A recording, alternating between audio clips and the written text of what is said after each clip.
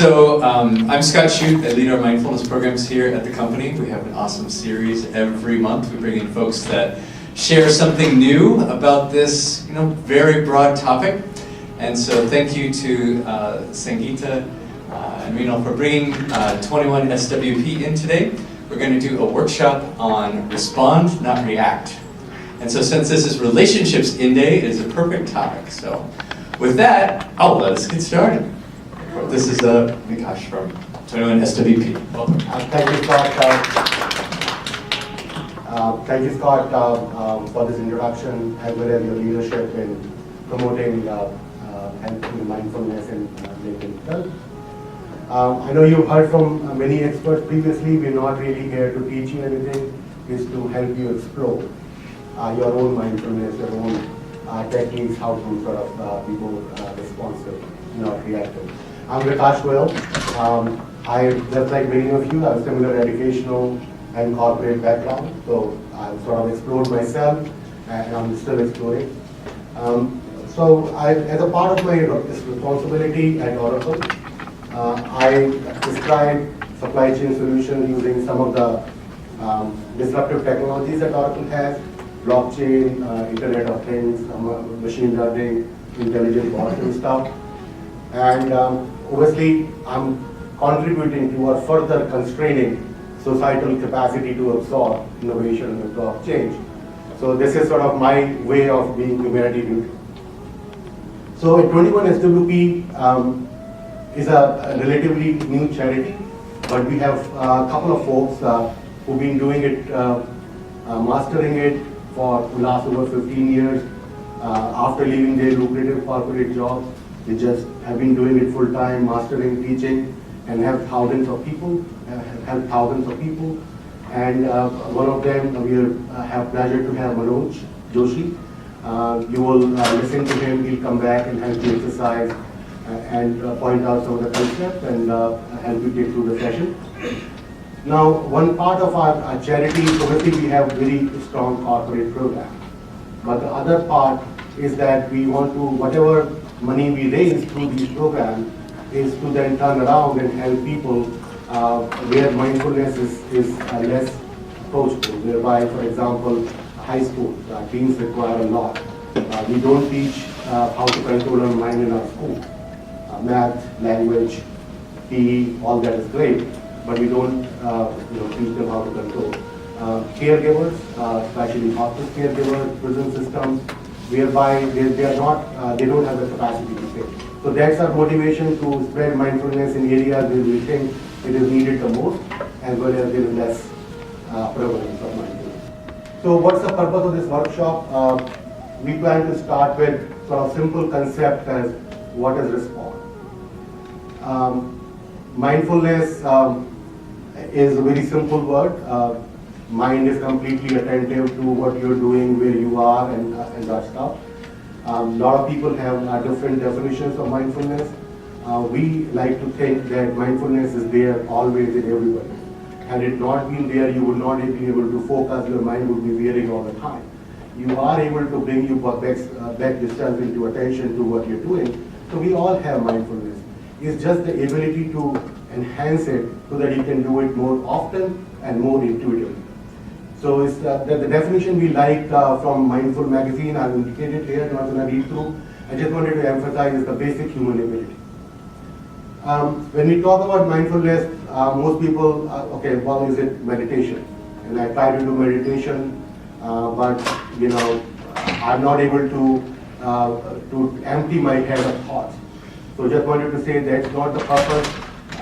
You don't have to take all your thoughts out and fill them with cotton candy. The purpose of mindfulness and meditation, all of that stuff, is to understand your thought process, being one with nature and so on. So we sort of say it's just difficult to do that thing. So what we have done based on our experts, Manoj is going to talk more about it, we have devised 21 mindful techniques. Simple techniques that you can embed in your daily schedule without having to worry whether you are meditating, not meditating, you're becoming mindful or not mindful. Because the point that we're going to describe later is that your body itself drives your mind to do certain ways. So you're trying to make your body intuitively do mindfulness. So, and all of those small practices we combine in 5 minutes routine. So with that, I invite Manoj to come and introduce himself and take us through some of the exercises. Thank you. Thank you, Vikas. Thank you, Scott. Thank you, everybody, for being here. This is our second time that you're coming here. So as a part of the non-profit cause, we also promote different kind of cultural dance programs, like Indian classical dance. So my wife runs a non-profit.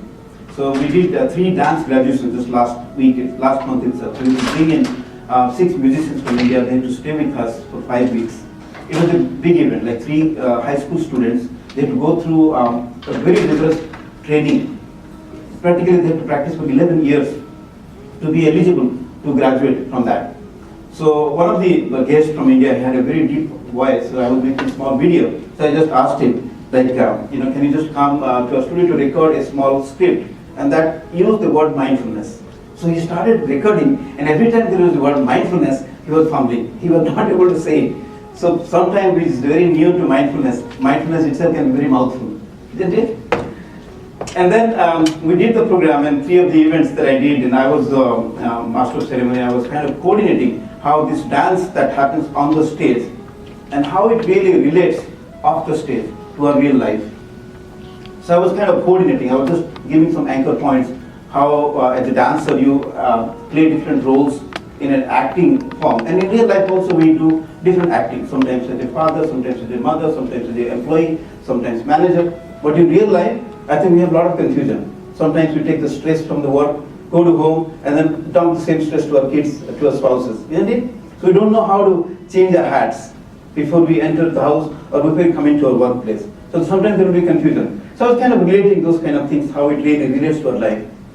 And then I did that, whatever way that I did, and everybody liked it.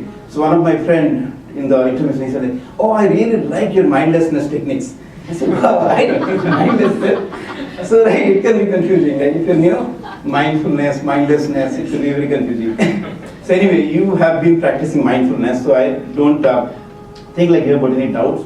But since my childhood, I have been really thinking about what is mind, what is the physical address of mind. I know it's confusing, right? Is it in the brain or outside? There's so many questions. Do you have a common mind, or you have an individual mind? There is a collective mind. What is consciousness? What is the definition of that? What is awareness? So I've been deeply interested about this since my early childhood. So I've been going to many different spiritual schools since, as much as I remember, like since age 5 or 6. I've been doing meditations, chanting, and doing sacrificial ceremonies, like a little bit more traditional. I was also in the Himalayas for 2 years to practice with local monks. So I've been deeply inquisitive, because curiosity is one of the mindfulness characteristics. So I was always curious about how the human mind operates.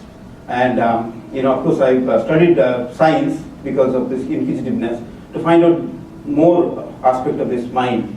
And just like most of you, I was also a software engineer in the Valley, because that also led me to understand the technology. I was a geologist working on the GIS area, geographic information systems, impact assessment of the mining. So very much close to the environment, to the software, to the people. So all my life I've been identifying how these ancient tools and the modern management science could really help us to be the best version of our own self. So that's the intent that I have been having, and having a lot of research and finding out what is the best package that we can give to our clients, so that they can combine the best of the Eastern tradition and best of the Western tradition, best of, the practice from the ancient time and the modern management science. And that is where the mindfulness plays a very important role to relate to what people practice: yoga, meditation, many different things. It's a cross point of everything. So in today's session, we would like to talk a little bit about the way that we have been helping our clients, how the yoga and mindfulness has been helping them, and some of these simple techniques that we can use in our daily routine, just like 5 minutes, 10 minutes, whatever time that you have, so that those will be very hands-on practices when you're doing everything. So because mindfulness, you cannot be mindlessness, because mind is always there, whether you like it or not. Thoughts will always be there. You cannot empty your mind without thought, right? So we have to use simple techniques of how to replace a negative thought with a positive thought. There are certain techniques and tools if you know about how it works and what are the simple tools that you can practice, and practice few times, it will be very easy to use them, particularly when you need them. Having said that, one of the fundamental concepts about yoga and mindfulness is about what we see is not exactly what is, right? Something much deeper. So if you go deeper and deeper into each aspect of our life, we'll find out there is more to it, there is more to it. And when you think about mindfulness, starting from the basic simple question of where is your mind, what is mindfulness, and all the different layers comes in. Fourth one is about intelligence. And the fifth one is about bliss. So we have to transcend from the grosser physical body to the subtle blissful body. And that's the journey that mindfulness and yoga really aims at. How we can go into that blissful area more often than otherwise. So when you have your address as a happy person, totally mindful, here and now, then you have achieved the goal. Because you have a question? No, I'm staying with that. Yeah. So without understanding the concept behind it, if you practice, it will be very superficial because you will not get glued into that. That's why I always take this example of understanding where exactly we are going, what is the address that we go, what is the journey, what is the direction that we have to take, right? So from the physical body, we have to go into the subtle body, from known to unknown. That is why first thing that we do in our class is to prepare the body first. When the body is open up a little bit, some exercise, then the blood circulation happens, the oxygen goes into every cell, then you are more prepared to go into the mind. Mind is a very subtle concept. To reach out to the mind, you have to use a physical body. So physical body is an instrument through which you reach out to your mind, right? So that is why we will take about 5 to 10 minutes right now to do certain exercise that will prepare our brain or prepare our mind. The brain is an instrument that connects to the mind. Brain is like a hardware and mind is like a software. So let's do some micro yoga, what Vikas talks about, Sukshma yoga. Sukshma is the subtle, Sthula is the gross. So in order to go to the Sukshma Sarir or the subtle body, we have to use our physical body. Is everybody okay on that? So if you look at our whole body, this body is designed to host this part, just like a rocket.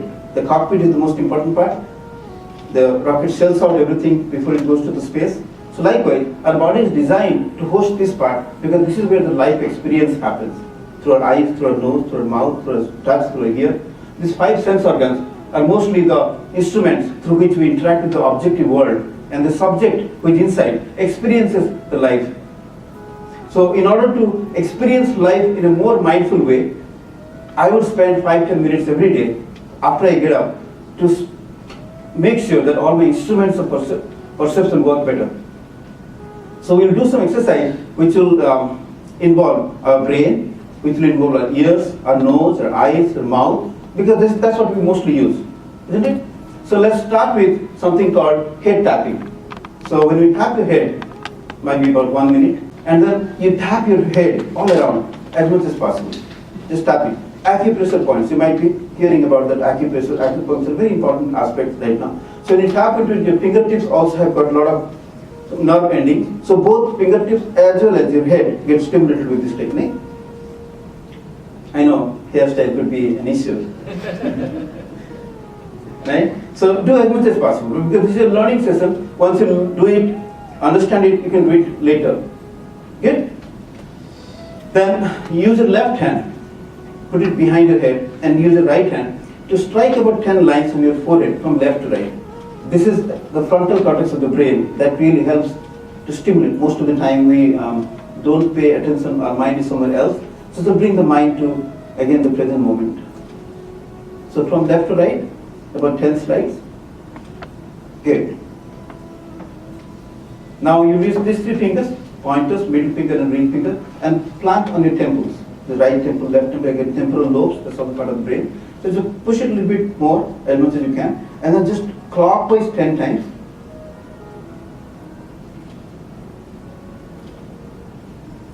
And then counterclockwise 10 times.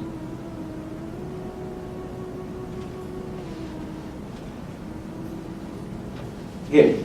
Now the next item is a little bit about eyebrow massage, because there's a lot of sinus points are there. Here there's your points. So you use your pointers and thumb, just like a pinch, very pinch of salt that you take, and then put it in the center, just between the nose and eyebrows, and just hold it tight for a few seconds. It really feels good, particularly when you have a headache. It feels really good when you just pinch in there for a couple of minutes and then just stay there.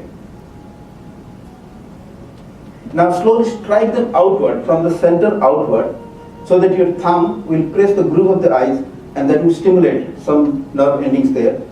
There are a lot of nerve endings around our eyes, which not only improves the eyesight, but also brings the mindfulness.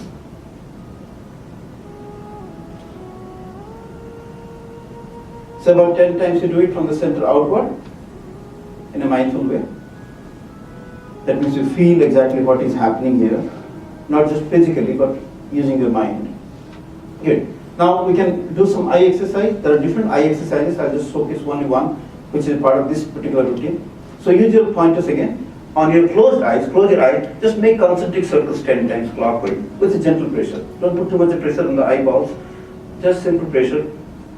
Just like any other muscle in our body, our eyes also have tiny muscles that needs to be stimulated every day. So once you do 10 times clockwise, you can also do 10 times counterclockwise, because we have a symmetric body, one direction, also other direction, that completes a particular routine.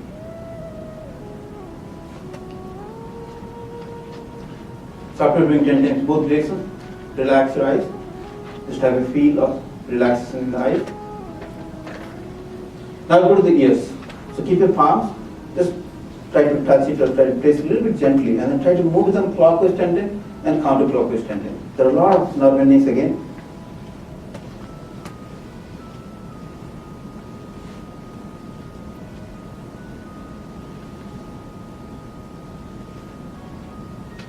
If you study the acupressure points again, there are a lot of acupressure points around the ears, which is really directly responsible for our brain. It will connect to the memory with the brain and then with the ears. You might be noticing, like in the childhood time, or sometimes you have to deeply remember something, you always put your hands in your ears. So thus there is a deeper connection between the ears and the mind and the brain. So hold it to the top of the ear with your pointers and thumb, and just pull it up 10 times, just to activate those little tiny acupressure points that connect to the brain. Good? And also do it sideways. Just pull it out sideways a little bit. That's why when you make a mistake, the teachers, at least in India I will see, they will hold the ear so that you will never make that mistake again. It goes straight to the brain, straight to the memory. And then the earlobes. This is also an acupressure point. You might be hearing about super brain yoga, which is like this. I don't want you to do that, but this will be like this 21 times. There's also punishment in the school, but that also improves your memory. So brings a lot of focus and attention. And that is one of the reasons, like why even people do the piercing of the ears, because that hits that nerves, so that the brain is always. Those people who have earrings, they are always mindful. Okay? Now the nose. Just rub your nose a couple of times. Because these are all sense organs. You have to have a good sense of smell. Okay? Now cheeks. For the radiant health of your face, like even if you become 108 years old, you will not wrinkle. Always glowing with youthfulness. Counterclockwise 10 times. And they are all in the morning chores. Like after you get up from the bed, you can do this 5 minutes. Okay, now a little bit about mouth, because the mouth and the tongue also play a very important role. Somebody was telling that if you do a tongue exercise every day, take your tongue out and then move left to right 10 times, that will prevent Alzheimer's disease. So it's good again for the brain. Because this is the main part, connected to the brain. So just open and close your mouth 10 times. Just to open it big enough. If you're a little bit conscious about that, you can block it with your hands.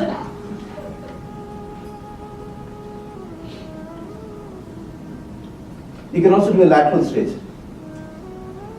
Only people who are herbivorous, they can do this. A dog cannot do this. A tiger cannot do this. Only up and down. So we are fortunate to do both ways, up and down and lateral also. Fair choice. And sometimes when you get bored while driving and there is a lot of traffic, you can do this, at least simple exercise. And somebody looks at you, oh, I'm doing yoga. And then you do yoga. No offense to anybody. Right? And then chin. Your thumb. This is also good acupressure points, especially for the middle part of the body. Constipation can be removed through this technique. There is a concept of the energy in your body that's called life force. In simple English term, life force. So that life force to be created with more consciousness. Very simple technique. For example, if you do something unconsciously, the experience of that becomes very suboptimal. But if you do something more consciously, put your mind and heart into that, that becomes more optimized and then more intimate. Isn't it? Like if you read a book, if you're not mindful, you can read 20 times, but nothing goes inside. Isn't it? If you have a conversation with somebody, if you're not present fully, it can be a very monosyllabic conversation, and after that it stops it. So similarly, the breath also is a very important aspect when it comes to consciousness or without consciousness. If you unconsciously breathe, no doubt you get oxygen for the physical body. But if you employ the consciousness element to that, you get more than oxygen. That is called the life force of the prana.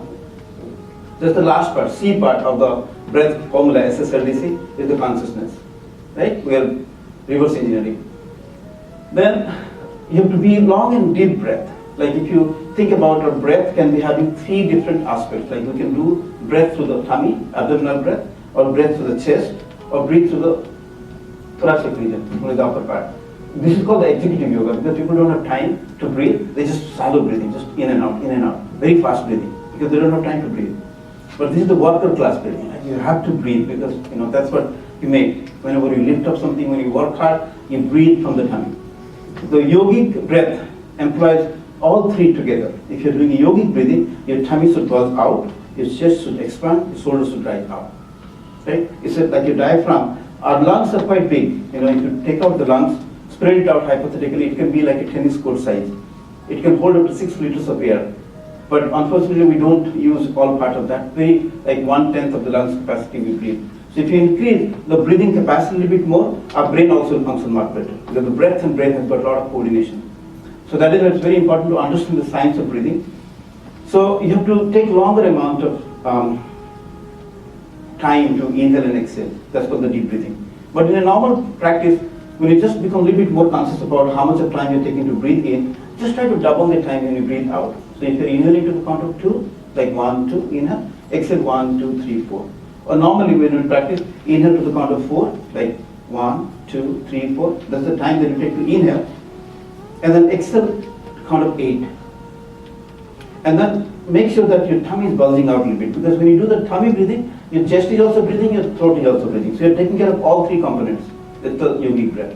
So let's do just 5 to 10 long and deep breath. So slow, smooth, long, deep, and conscious. This is the formula for SSLDC. Right? So you have to breathe in, and of course mindfulness. That is a consciousness element, right? So when you breathe in, keep your palms on your tummy. So as you breathe in, just make a deliberate attempt to make it a little bit more out, just like a big balloon inside. And when you breathe in, the balloon is inflated. When you breathe out, just imagine that the balloon is deflating. Right? Breathing in, tummy out. Your chest is expanding, shoulders rising up a little bit. And breathe out. Now this is sort of a brief introduction of breathing, of yoga and mindfulness as Manoj described, sort of prepare ourselves. Let's start with what is response, trying to explain what is respond and not react. So I have a statement here. Anytime you have a problem, it mostly of your own making. It seems like an extreme statement. It's not that we are behaving badly, we are, especially in the area, nice to everybody. So what does it really mean? What I really mean is that every situation and thing that is happening is originating in your brain, persisting in your brain, and dissolving in your brain alone. So they really what it means is that if maybe what your coworker said, they didn't mean it. Maybe they didn't need to take all the credit. They didn't mean to do that. And even if they did, how does it matter? Somebody taking credit for someone. It is example. And when your spouse said something, maybe they did not, they were tired. They did not mean to say that. And all of these people, maybe they will welcome, they already regret it, and they will welcome an opportunity to explain. So that's what it means is really everything is in your mind. In old Indian saying is that an insult comes to you only when you accept it, else it stays with the person delivering it. So it doesn't, nothing sticks to you. So that's what it means. If you have a problem in a relationship, whether at work, whether it's at a home or any other relationship, is mostly think about that as a mindful making. And that's where we say when you take responsibility, you respond. So we continue to interact with the events around us, react to that. And generally we operate under the assumption that something is happening, an event happened, or somebody said something, and we acted on that, we reacted on that, and that's perfectly fine. And on the contrary, it is not so. We are not bound by the actions and the events that are happening around us or to us. We are responsible for our actions. That's what we mean. If we take responsibility for what we are saying without being influenced with what is being said to us, is when we take responsibility, and that's when we start responding. So I like to explain this concept with sort of a yogic representation of mind. This is not the organ mind or brain. This is the yogic representation. So it's an accepted practice in yogic traditions to describe mind in sort of three states: subconscious, conscious, and superconscious. So I'll start with subconscious, the bottom one.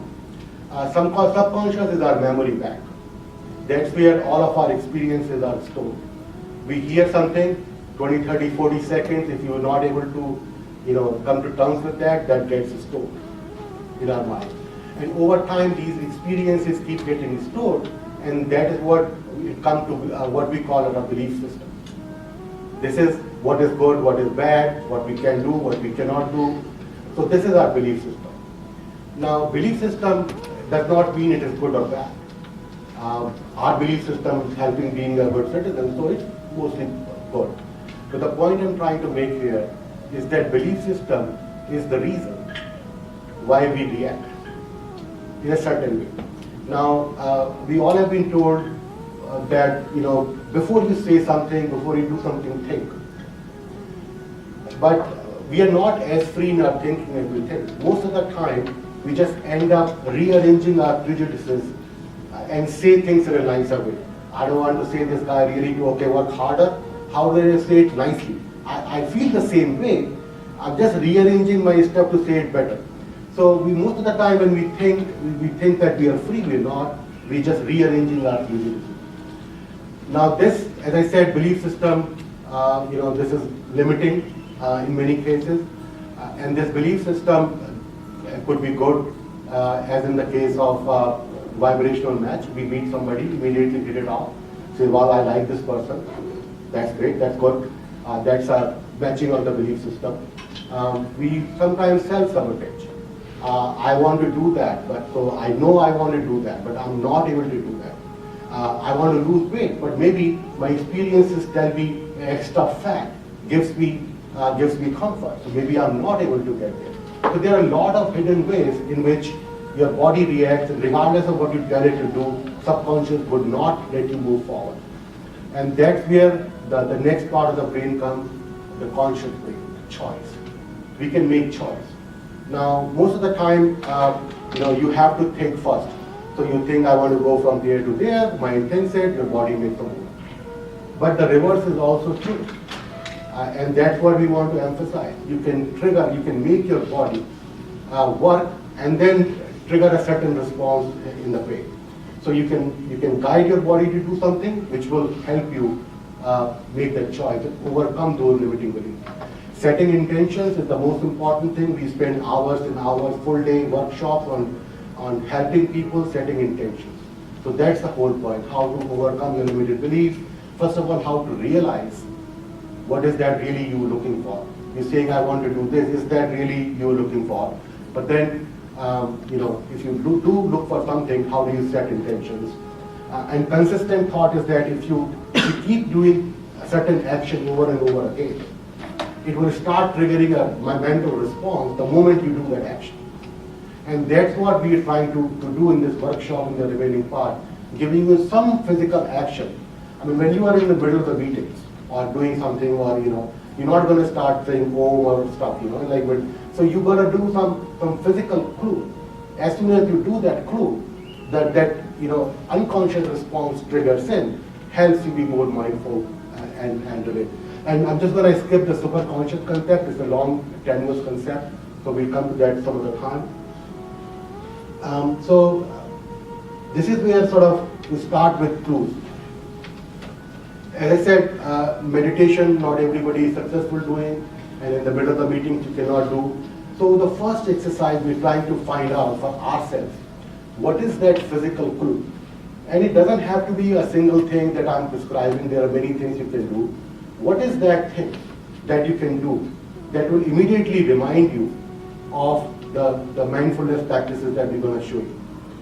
So typically people, think they read back to them, stop. Whenever they're getting angry, stop. Or let it go. The people have their own mechanisms to respond, not react. Because we've been told that, well, you need to think before you say anything. So we're thinking, stop, whatever our mental mechanism. So those things are okay, but they are instructive. Human mind generally doesn't work on instructions as much as on suggestions. So it's instructive, and we think it's inferior. So let's figure out some physical points. So what we sort of suggest is that you have a physical action, a small physical action that you can do anywhere, in between the meeting, sitting anywhere, nobody would mind that action. And then do some, other thing along with that, a mental action that will immediately your body to trigger a response and not an action. That's another physical way. You can do that in any meeting. Nobody's going to know it. Or anywhere. Somebody's getting angry, having a fight, you're at home, just do that. Nobody's going to mind that. The third one is set point tapping. So one of the techniques that many of you might be familiar with called emotional freedom technique. One of them is you can set, so this is called a set point. So you just bring the hand and tap it slowly. So again, what we're trying to come up with is some physical clues, whichever works for you. Just tap that. And you tap that, as soon as you tap that, your mind will say, okay, got it, I need to respond. Fourth could be habit reversal. So Manoj was explaining the other day, when we clasp our hand, for example. If you try without thinking about that, there's only one way a person would clap, either right on the top of left or left on top of right. If you're doing unconsciously, there's just one way we clap. If you do it unconsciously, only we put the right sleeve in first and the left sleeve in front. It's just a habit that happens. So habit reversal. So if you notice, if you're doing this all the time, you start doing that. That's also a physical clue that you can reverse your habit. So these are some of the physical clues. So I give you a moment to think about what physical clue would you like. So again, chin mudra, dhyan mudra, set point tap, or habit reversal. So you can, whenever you sort of feel anxious or in a meeting or anywhere, just do that action. And hopefully the exercises we're going to teach, if you do that, the moment you do this action, it immediately triggers a response or help you feel better. And associated with that, you can do other actions. Smile. Smile is a great action. Count to 10. We all know. So you say this and say smile. That's great. Right? Or you set point tap and say count in your mind 1 to 10. 1, 2, 3, 4, 5, 6, 7. In your mind, you don't have to speak it out. Right? So those things together is your physical thing. Now what we're trying to do after this exercise is to train that as soon as you do these things, one physical action and one thought action, which you can do anytime, anywhere, then your body will automatically start reacting in a certain way. Your mind will automatically start behaving in a certain way.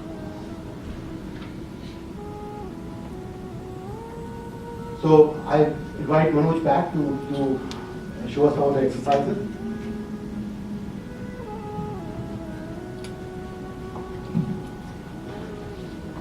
So thank you once again. So we just learned a few things. I just want to summarize in 2 sentences that I would like to start my next segment. Many people have said life is 10% what happens and 90% how we respond to it. So 10% what happens to us and 90% how we respond to it. So if we improve our response mechanism, the reaction inside us will be much more minimized. That means just like Vikas said, if somebody is trying to insult me, sending a package, but I'm not going to receive it. As long as I don't receive it, it doesn't affect me. It's like a sailboat in the water. As long as the sailboat doesn't allow the water to come inside, it's not going to sink. So likewise, we will be always inside the stressful ocean. It's called the life. But if I don't allow the stress to be processed inside, that is not going to imbalance my chemicals, that is not going to imbalance my mindset, that is not going to imbalance my heart condition. So I'll be safe. For example, like if you're going in traffic, you don't allow the traffic stress to come inside. Use something creatively, maybe listen to the radio, make your university on the wheel, do some clue that we just talked about, like Chin Mudra, or bless everybody in a blessing mudra. May everybody who is sharing the road with me, be happy, healthy. So do something positively, something that mindfulness, act of compassion, so that you're not allowing the stress to come inside your life. So in order to achieve that, we also use another formula. It's called desire, dream, and drive. So you have to have a desire to heart, dream in your mind, and then drive in your body. That's what this quote says, like our heart carries the wings of our dreams and the desire to realize them. So there is a perfect coordination or connection between our brain and the heart. Even scientists have found that just like the neurons in the brain, the heart also has some neurons right now. Actually, neurons have cells which are much longer. You might be thinking about, like, when there is a cell, somebody talked about, what do you think about? How small is a cell? Can anybody guess? It's like atom, like very small, right? I'll demystify that. Have you seen an egg? An egg is one cell. An ostrich egg is quite big. That is also one cell. Right? One cell could be long enough from the brain to the toes. That's one cell. One neuron could activate. So in a way, you can imagine that a lot of this neural network that we have not yet understood, some of these brain cells also pass into the heart. And by the way, like we talked about this solar plexus, the tummy, when you do the breathing exercises, as Purv was mentioning about deep breathing, the fire of breath, that really influences your guts. And this is directly connected to the brain. This is called the second brain, by the way. So when you influence this part through the breathing mechanism, your brain becomes healthy. And in the yogic tradition, we call it Kapala Bhati program. Kapala is the forehead and Bhati is the light. So how can you do something that influences your tummy, would influence your brain? Because the yogis knew there is a deeper connection between our body and the brain, the heart and the mind. All these are interconnected. Through the neurons or through the breath or through many different ways, it has been found again and again that there is a deeper connection. So through the clues that we're talking about, through the different practices that we're talking about, you can really reverse engineer the effectiveness or the negative impacts of the stress and the opportunities or the clues that gives us life to react in an unresponsive way, rather to convert them into responsive mechanism. We can use these techniques. So, like I said, there is a deeper connection with brain and heart connection. We don't want to go to the details of that. There are a lot of topics about it. Everybody knows about that our feelings can influence our mind. Our feelings can influence, our emotions can influence our breath even. Like when you're angry, you observe your breath becomes very fast, isn't it? When you're scared about something, your breath becomes totally different. When you are happy and then cheerful and very relaxed, your breath is very calm and composed. So as Kuhn said in the beginning, our breath can also reverse it. Say for example, if you're angry and you want to control your anger, you can induce a slow and deeper breathing. Automatically the chemicals which is creating this anger emotions in your mind and heart, that could be calming down. Right? So these are reversely possible. So if you control your breath, your emotion is controlled. That's why when you want to reverse a particular situation, you have to have a positive feeling in your heart. And then automatically your breath becomes more synchronized with your mind, with your thought process, with the situations around. And you can definitely have more conduitivity or more conditions that enable you to respond in a particular way, in a positive way, in a desired way, rather than react in an unresponsive way. So we can use some of these techniques that we are going to learn right now, how emotionally we are balanced. So just like an IQ is very important to get a job, an EQ, an emotional quotient is also very important to get a job. So combined to IQ and EQ, there is also another called SQ, spiritual quotient. And I always believe that whenever there is an interaction happening, whenever there is a relationship happening, whenever there is a teamwork happening, at some point of time, a person who is a little bit more conscious, that person also holds the responsibility of improving the spiritual quotient of yourself and also the surrounding. Because from any point of view, as you have already hinted, that our mind is not a stand-alone mind. It's not like a small desktop that you have in your system. The moment you have a desktop which is connected to the internet, data is also getting transferred. All these smartphones that we all have, everything is connected. There are a lot of trailers behind. Wherever we go, whatever we do, everything is connected to the world right now. So referring back to what Vikas was talking about, the conscious mind, the subconscious mind, and superconscious mind, that's how the mind works. We have a mind which is just about 2.5 feet radii of our brain, which is our individual mind. But there is a collective mind called Samashti mind. And there is a superconscious mind. Think about like clouds. Think about like internet. Those are the minds also that we interact all the time.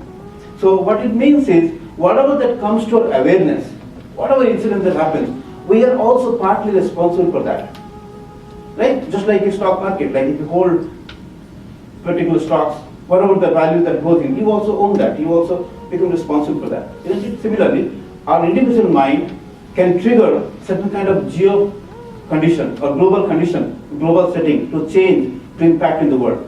That's why there is a bigger encouragement for people who meditate. They say like, when you meditate in the corner of your house, you're not just meditating for yourself. You're impacting the millions of minds in the out. There is a connection, because if I take care of my own mind, my mind is also connected to the other mind. Just like the same air that we breathe. The air that we breathe right now, maybe after 24 hours, somebody in India would breathe that same air, because the earth is rotating now, revolving around itself. So everything is connected. So from that point of view, in order to have a balanced IQ, EQ and SQ, automatically that will set a condition to respond more than react.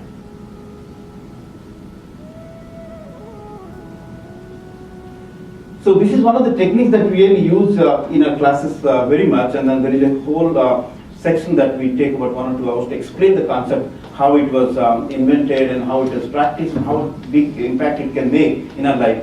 As we talked about the positive feeling, the love is one of the most important feelings that we all share.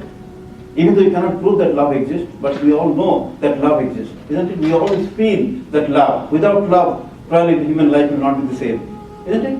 We have relationship, everything because of love. We love for each other. We care for each other. We love our own self. Without that, there is no life. So similarly, the other techniques of thank you, like this is what we teach our children. First thing, like say thank you. If somebody gives you candy, what did you say? What do you say? Thank you. Right? We all learn at the first time when somebody gives something. So there is also very powerful technique or a mantra that really can influence our mind and heart. Thank you. We always make mistakes. So by apologizing for that, or saying sorry for that in a deliberate way, that also burdens, takes out all the burdens from our mind and hearts, and that also creates a good condition, not only for our own self, but for the people who are responsible for that particular thing that happened. And similarly, forgiveness is another beautiful principle that really creates a positive feeling in our heart. So combine all these things together. If you think about, I always teach a power sign, like you put this sign and then like this power sign. So LTSF, very easy to remember. Love, thankfulness, forgiveness, and I'm sorry. Or in whatever order that you do, I always LTSF, love, thankfulness, sorry, and forgiveness. And how it works is like, whenever we compose a letter or some kind of application, we write to whomsoever it may concern. Doesn't matter who you're talking to, because your mind is coming to the other's mind. It could mean like you're doing it for yourself, to clean up your mind. It could mean that you're interacting with somebody. So when you sit down for 5 minutes in a formal or informal way, when you keep thinking about this or keep contemplating about these 4 principles, I love you, thank you, I'm sorry, please forgive me, it will create a beautiful condition of your mind. Automatically all the negative thoughts will be melting away, and you'll feel a little bit more compassion for yourself and others. And all the different traits of mindfulness that you've learned, being present in the moment, paying attention to everything in a non-judgmental, non-reactive way, in a very curious mindset, accepting attitude, everything that you learn about mindfulness can be automatically, effortlessly coming into your mindset by using these techniques. So this is one of the most powerful techniques that I have used myself. Anytime that you're thinking something difficult, situations like something is not working, you can use that. I just give this simple example, like just a month ago, or 2 months ago, like one of my nephew, like he left for India, and one of the check that came from his apartment for some amount, and then I went to deposit it in the bank, and he said like, no, you can't deposit this money because it's in joint account in his name and his wife's name. Sorry, you have to send it back to India. I said like, is there any other way? Then he said like, no, there is no other way. Then I just sat down there, I just used this technique, LTSF for about 2 minutes. So I use this kind of techniques even for small things that really becomes a hurdle. I always believe that like there is always something they call it the universe conspires to make things happen. So there is always a serendipity. There is always a deeper science behind how things happen in our life. And there are so many things that are happening around us. There's so much of collaboration happening between us and the other invisible elements, I call it. So in order to set the right equation and then try to take advantage of those, I use this technique. So let's practice this.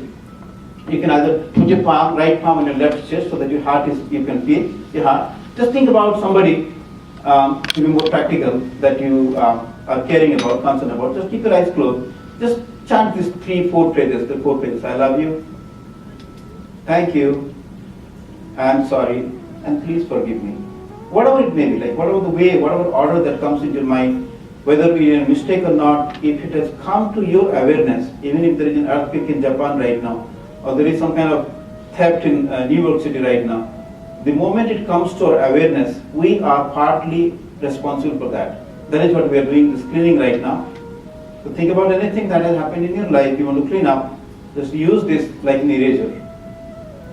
I love you, thank you, I'm sorry, please forgive me. And try to create a feeling in your heart, because when you think about something in your mind and you feel the corresponding feelings in your heart, that creates the required amount of electromagnetic waves to make things manifested. That's where the science of mind and heart connected, healing happens, cleaning happens. I love you, thank you, I'm sorry, please forgive me.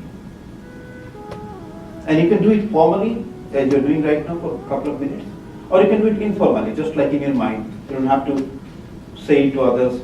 Just under your breath, you can practice this. Just to create a good amount of a good degree of positive feelings in your heart.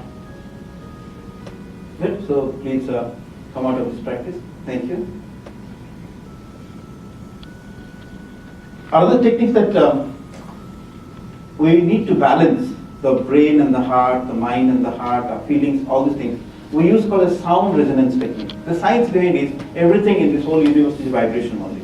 Everything is an energy vibration. Whether it's your thought, your mind, your love, your action, the tables, the chair, everything that you see in the objective world is a vibration only. So likewise, there are a lot of sound resonance techniques that yogis use to relax a particular part of the body or particular organ in your body, to heal your body. So according to yogic tradition, we think about the lower part of the body, from the hip down to the toes, represents the creative organs. Of course, we procreate with this part of the body, and then we have got the action organs, which are the legs to locomote. So in order to create some creative energy, we use this ah sound. And once you create something, you have to sustain that for some time. So the sustainability comes to the oo sound, which is responsible for the heart. So the middle part of the body, from the hip all the way up to the neck, is controlled by the oo sound. And our brain vibrates with the humming sound, sound. Anytime you do the humming sound, you think that there is something happening in your brain. So the brain says the neurons get more activated, just like a sonic brush. Like when you have plaques in your teeth, the dentist will recommend that you take a sonic brush and then do that. It removes the looseness of the plaques and comes out of it. So similarly, we have arteries through which the pure blood that comes from our heart to other parts of the body, that also creates some kind of plaques because of cholesterol in your food, sedentary lifestyle. So those plaques can be removed through these techniques of sound resonance. When you do a number of times, then this creates a subtle vibration which loosens up those plaques and your blood flow can happen evenly. Right? That's a little bit of science that you can understand. So let's practice this ah sound 7 times, oo sound 7 times, and humming sound 7 times. And you can combine them also. Right? So and then when you do the ah sound, think about the lower part of the body and think about something that you want to create or creative energy. And when you do the oo sound, think about your heart. We always talked about the heart. And when you do the humming sound, think about the brain and the mind. Got it? So either you can keep your eyes closed or open, doesn't matter. Closed eyes always preferred because your focus is on that sound and then you try to distract or remove all the distractions. Good? So again, you just like Vikas talked about a chin mudra, it can be a little bit more elaborate. So the first sound will do the chin mudra. The second oo sound will make the chinmay mudra. Just you have to close other fingers. And then humming sound will make this mudra, the Adi mudra, just like this. Paste, come inside. Okay? If you make mistake, not a big deal. We'll learn it again. We'll come back again. So first one, Chin Mudra, keep your thumb and pointer, and then let's make 7 times R sound. So breathe in, while breathing out,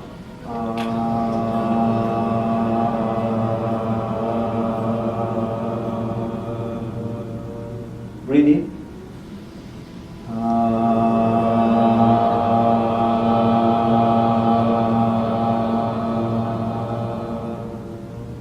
in,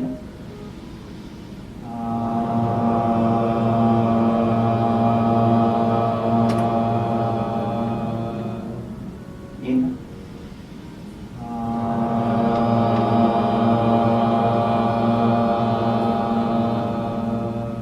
one more time, inhale.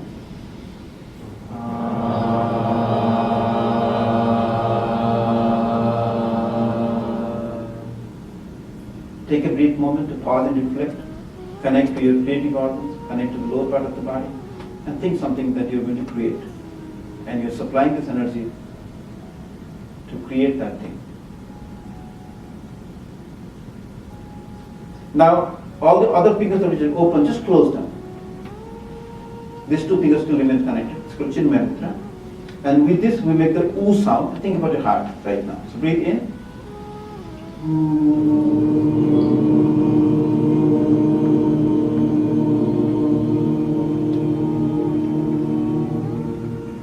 Breathe.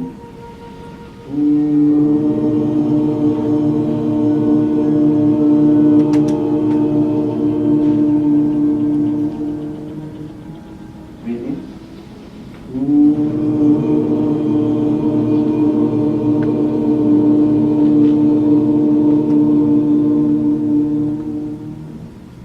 Inhale.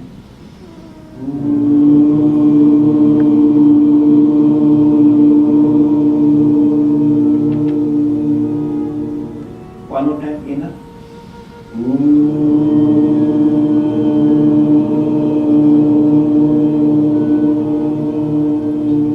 One more inhale.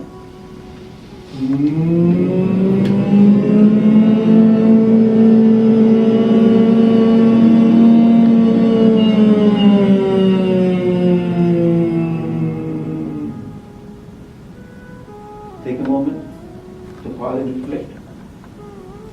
How your brain, how your mind is connected to everything. You can just use your mind to think about the entire universe in a fraction of a second. So our mind is more powerful than anything else. And we're cleaning up this mind with this sound resonance technique so that we can respond and not react. Very nice. Slowly open your eyes again.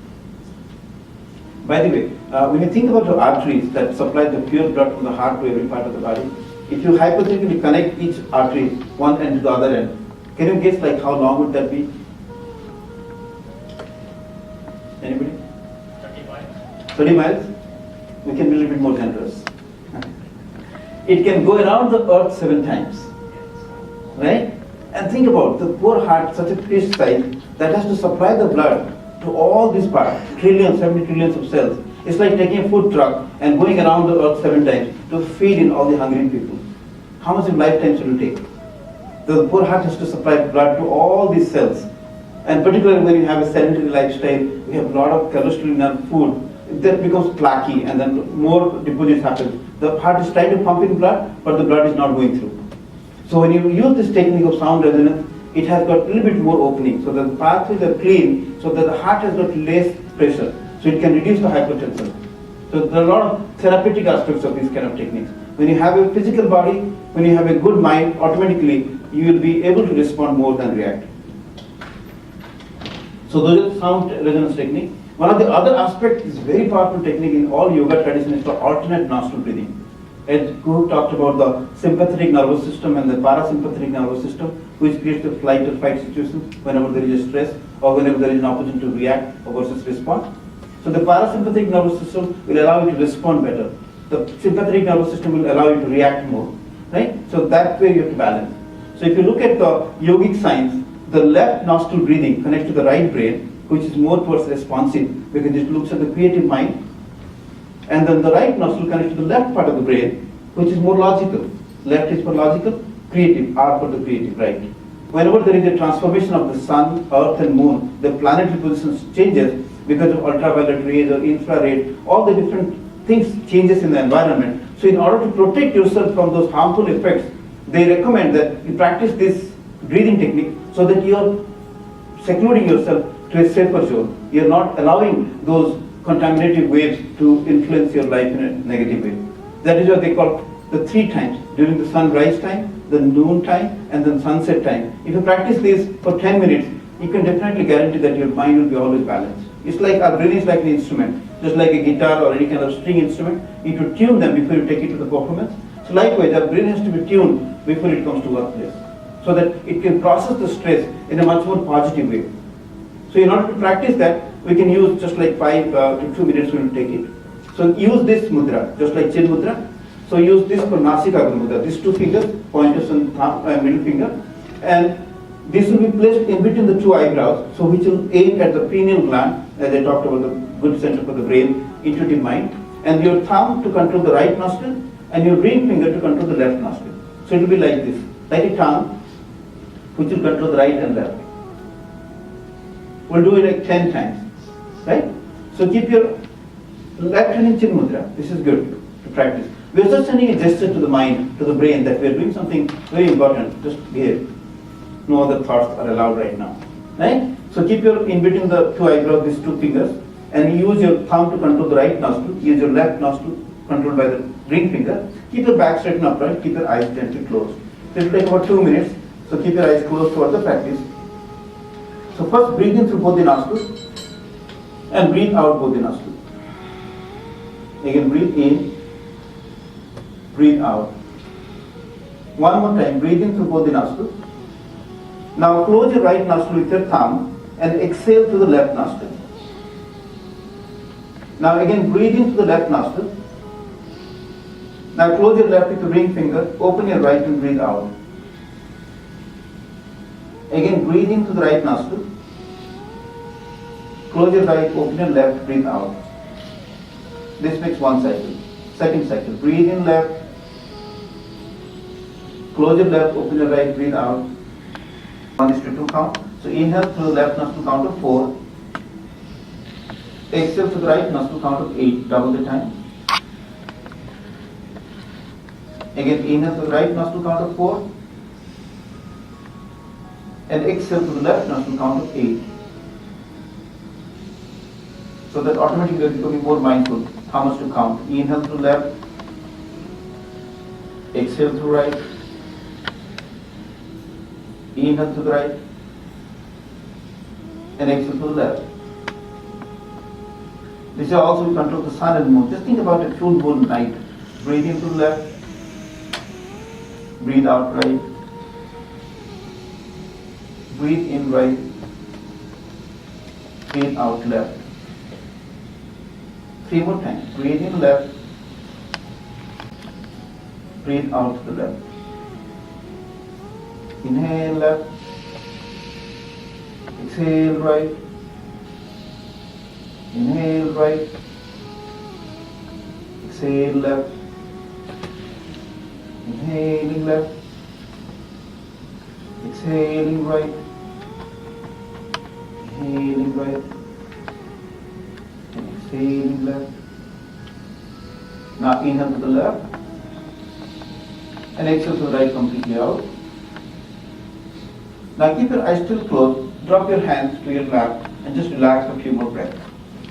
The balance between the left and right brain in whatever way that you can think.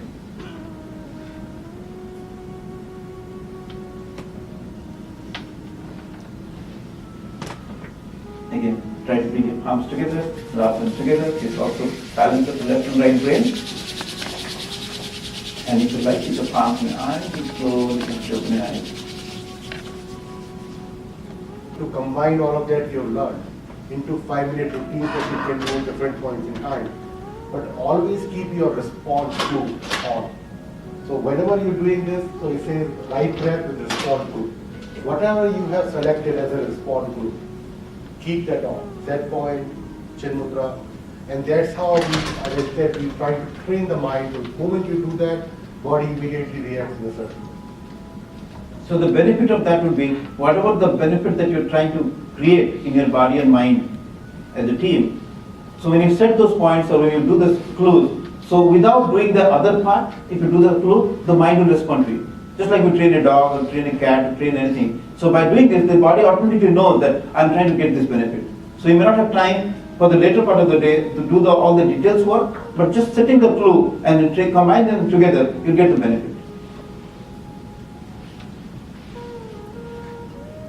You know, a lot of times, half of our life goes in the car anyway. So just before you are in your car, before you step into your office and before you step out into your home, you can use these techniques like LTSF.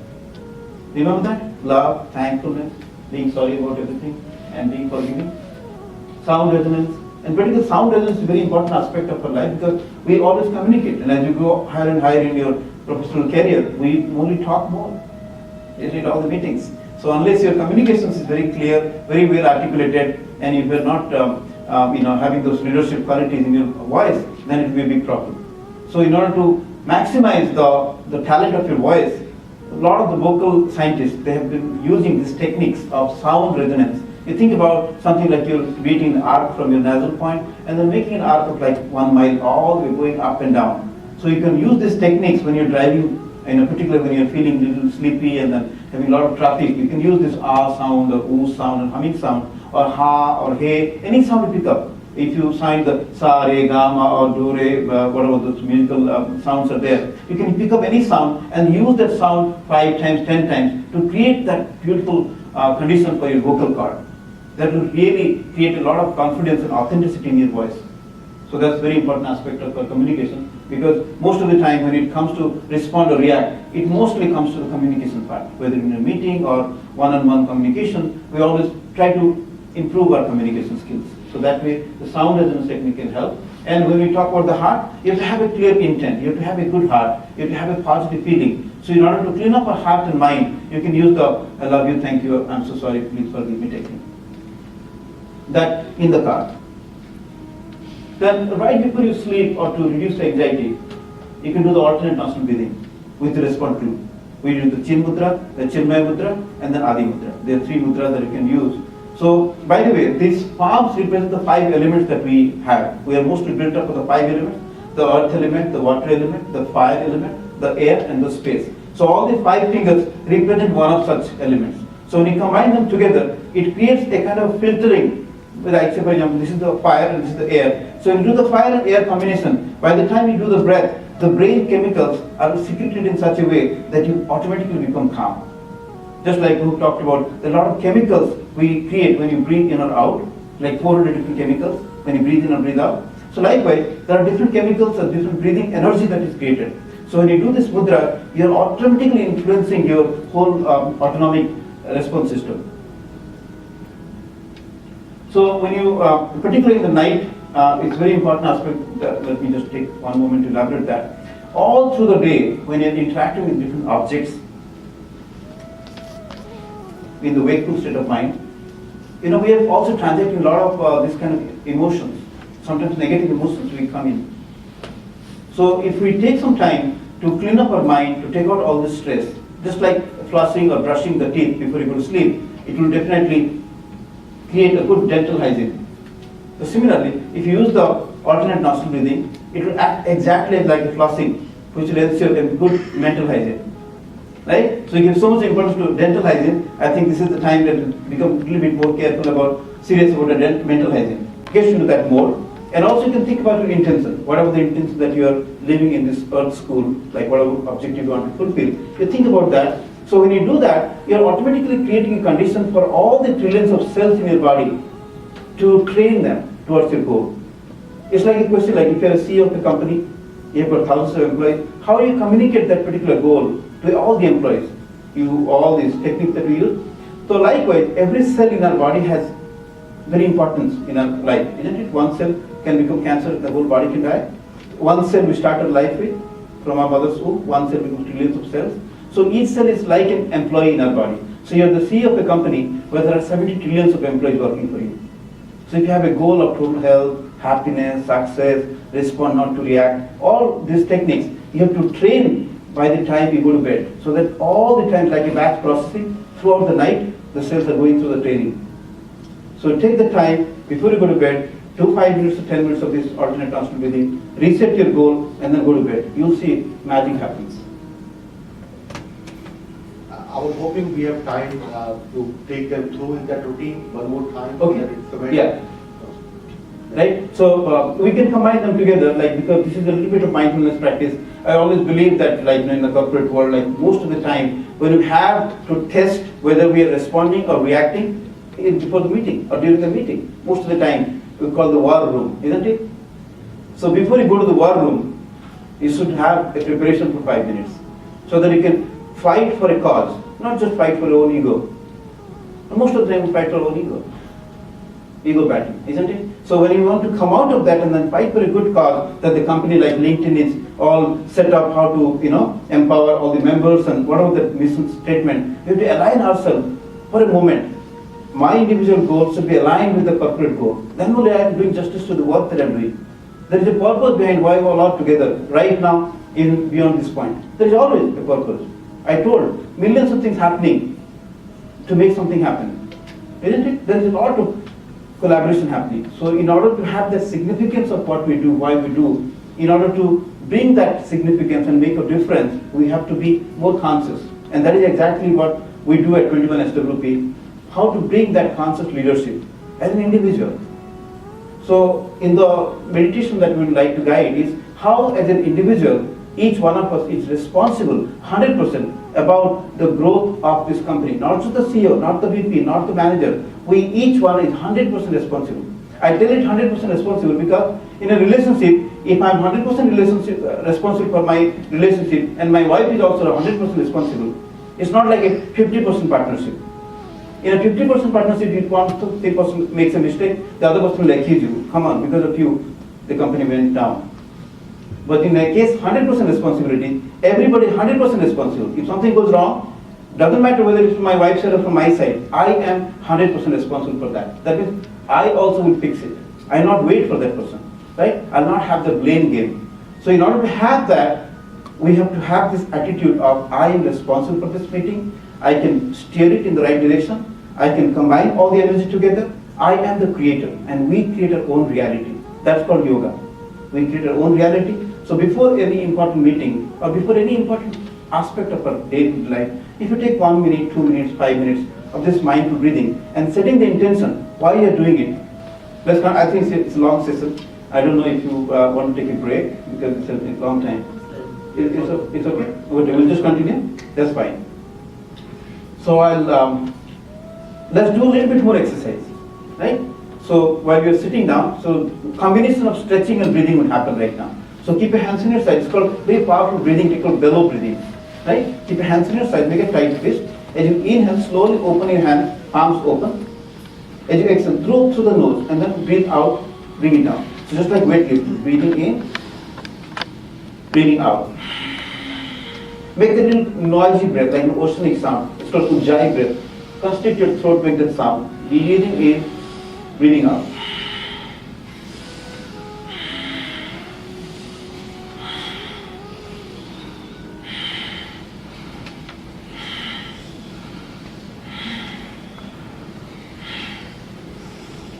We did 11 times slowly. Now we'll do 22 times, a little bit medium speed.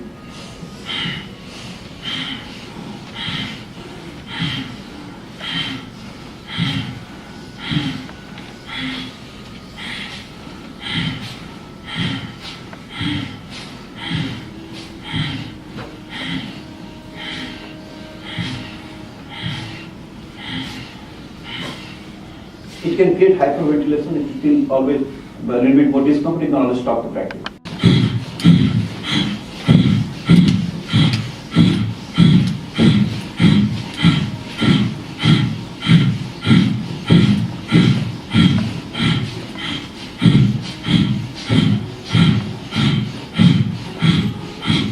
You can relax your mind, thinking about alternate nostril breathing, even though you cannot do it physically. When you think about breathing in, it's saluting to the mindfulness inside you. And we are all together mindful about everything that's happening around. Rub your palms together. And again, put your palms in your eyes, you gently touch your face, you transfer your healing vibration from your palms to your face, and slowly open your eyes. We're well on time. Did you have a good experience?